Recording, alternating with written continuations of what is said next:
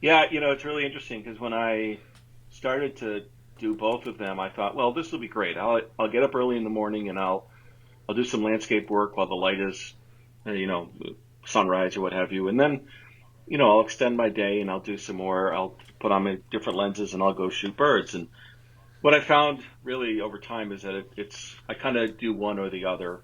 I've done both out in the field at the same time, or at least on the same day, but I tend to concentrate on either landscapes or birds, depending on location, time of year, things of that nature. Um, and so, um, the lesson, a couple of the big lessons I've learned is you know, I, uh, I was, I, this, I've been in education for a long time, public schools, and we have kids who I've seen kids more and more these days when it comes to like being athletic to try to begin to specialize in one sport or another, and I've always encouraged them to play multiple sports because the the skills that you're going to learn in your spring sport are going to help you in your winter sport, and your winter sport's going to help you in your fall sport, and so on and so forth. I mean, it's just those skills all come together and merge and pollinate one another, and what you learn in one sport's going to help you become a better athlete overall, so on and so forth. Well, I kind of believe the same thing with photography. If you shoot in multiple genres, and in my case, landscape and wild bird, I think I become better in both of them. So, for example, wild bird photography has taught me to be ready because they're going to show themselves really when they're ready, and you have to have your camera at the ready at all times. And then you got to be ready to shoot. And but at the same time, that muscle memory from landscape work is helping me to try to position myself in a place where the bird um, it might make for a better image. I try to keep in mind the backgrounds of the birds. I try to keep in mind where the light is. All of these, skills that I've learned with landscape, where I've had the ability to take my time and get my tripod out and position myself in such a way that all just gets sped up when it comes to the bird photography. And then vice versa, with birds, you got to be incredibly patient, and if you don't get the shot one day, you've got to keep going out and getting it and try and try and try. Same thing with landscapes. I've gone to locations 4, 5, 6, 7, 8 times for a shot that, in my mind, you know, um, hadn't come together yet, and so the that willingness to be patient and continue to try to get back and get the shot that you want, or to have the I guess stick with it, if that's a word, stick to itiveness, to continue to try to get the shot that you've envisioned. I think that's come from my bird photography because, I might find a bird in the field that I'm trying to get a shot of and I might miss it that day. But if I go back the next day or the day after, he or she might be back and I'll just continue to try to get that shot. So that patience and stick to itiveness, I think, has helped in both areas as well. That's awesome. Yeah. Yeah. So, uh, you started with landscapes, so that involves kind of a lot of composition. Yeah. I mean, that's kind of the number one thing there. Have you applied any of that to your wildlife? Well, I've tried to. Again, the birds don't always cooperate, right? Like they're not always going to sit on the rule of thirds or in the Uh, right branch or what have you. Certainly, I try to keep all of those things in mind. So I try to be on the right side of the sun, for example. So I want to be shooting with the sun at my back as much as possible. I want to have the light on them as much as I can. I want to try to position them so that their background is not distracting.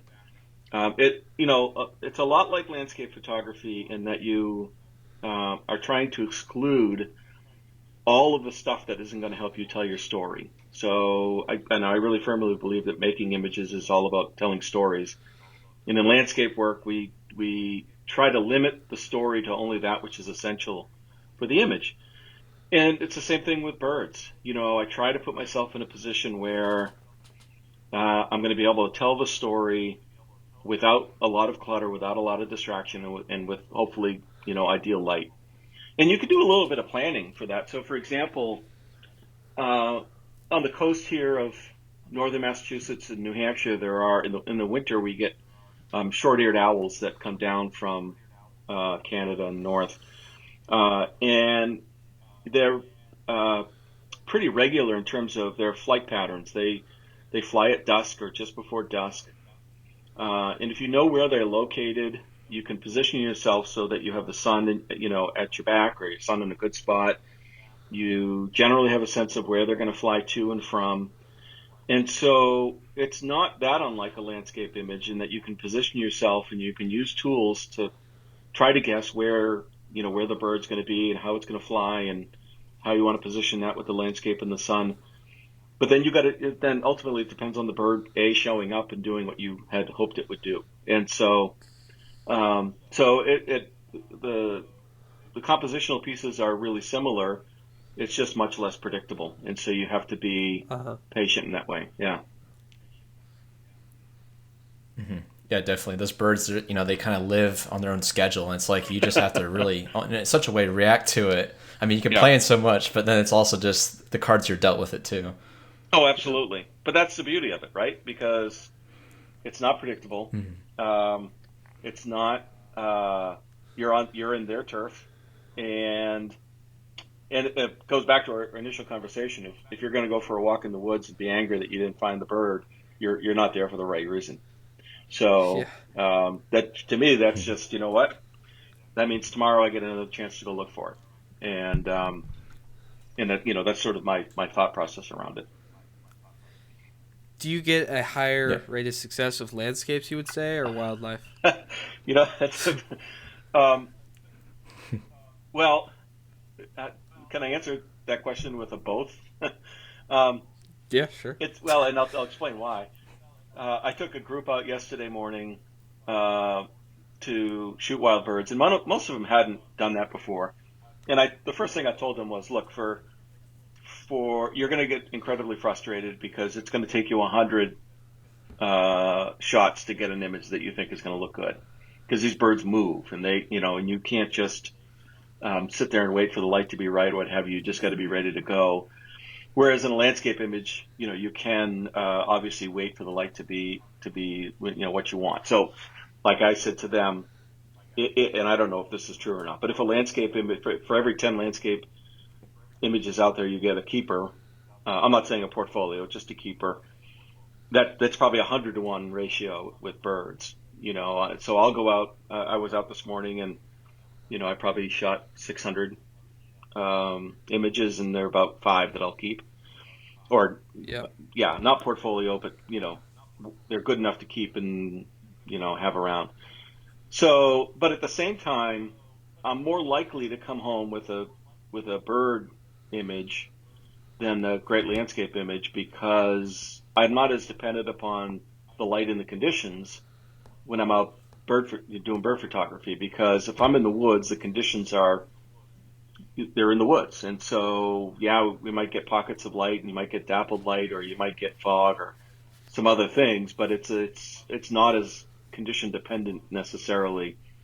And there are hundreds of birds out in the forest. So while the one that I'm not there to shoot, or excuse me, while the one I'm there to shoot may not be there, another one might. And so while I may not come home with the image that I was hoping for, I might come home with another great image. And I think that's a little less likely with landscape work. Um, so the answer is both. I mean, I think if you've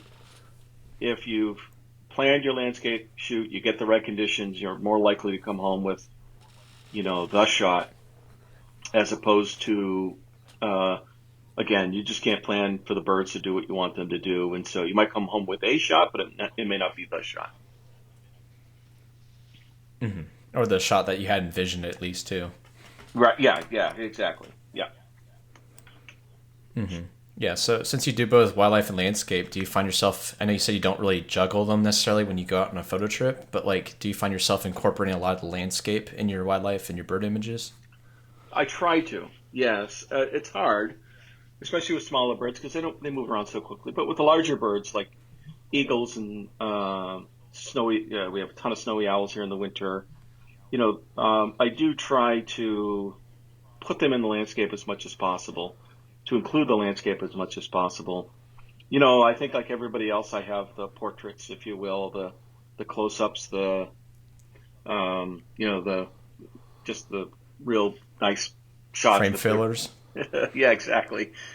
But then I also, I have one image of a snowy owl that I particularly like, and it was sitting on top of a lobster trap that had washed up on shore, and so to me that was part of the story. The story was this the snowy owl on top of the lobster trap that was all beat up and damaged by the storm, and both of these things were out in the in the wild, and they're beat up and in the conditions, and so that to me that was the story. I could have zoomed in on the owl more or cropped more or whatever, but I thought including the landscape with that lobster trap made sense in that case. So yeah, I try to if it makes sense. Um, yeah, I think that's a. I think I do try to do that, but with the smaller birds, sometimes you just got to get them when you can, and like the warblers and kinglets and things like that. I'm just trying to get great images of good, sharp images of them with their colors and with their markings and so on and so forth, so that they really stand out in the image. So I can't always plan on them being somewhere.